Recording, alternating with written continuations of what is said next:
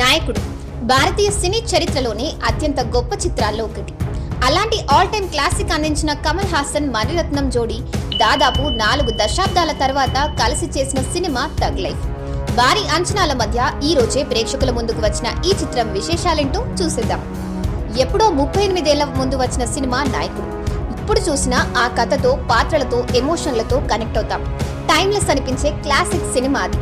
అలాంటి అద్భుతాన్ని ఆవిష్కరించిన మణిరత్నం కమల్ హాసన్ జోడీ మళ్ళీ ఇన్నేళ్ల పాటు కలిసి సినిమా చేయలేదు. ఇంతకాలానికి కలిసారంటే నాయకన్ లాంటి కల్ట్ మూవీ అందించలేకపోయినా తమ కాంబినేషన్ కు ఉన్న పేరును మాత్రం చెడగొట్టరని అందరూ ఆశించారు.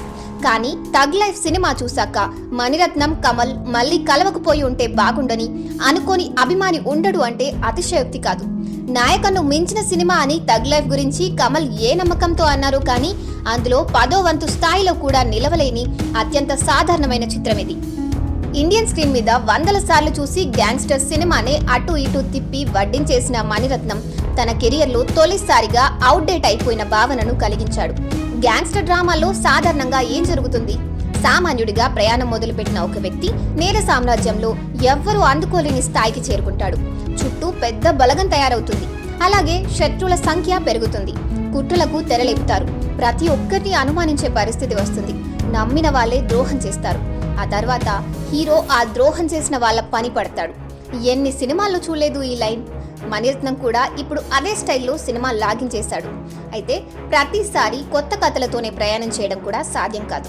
పాత కథల్ని కొత్తగా చెప్పి కూడా మెప్పించవచ్చు.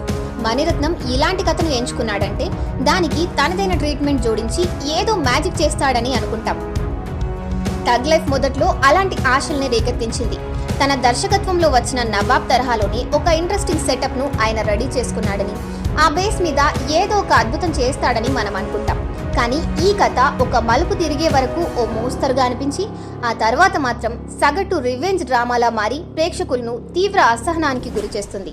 ప్రధాన పాత్రల్లో ఏ కొత్తదనం లేకపోవడం, ఎమోషన్లు ఏమాత్రం పండకపోవడం, దీనికి తోడు ద్వితీయార్థమంతా పరమ రొటీన్గా సాగడం థగ్ లైఫ్ను పూర్తిగా చూడడం కూడా కష్టమైపోతుంది.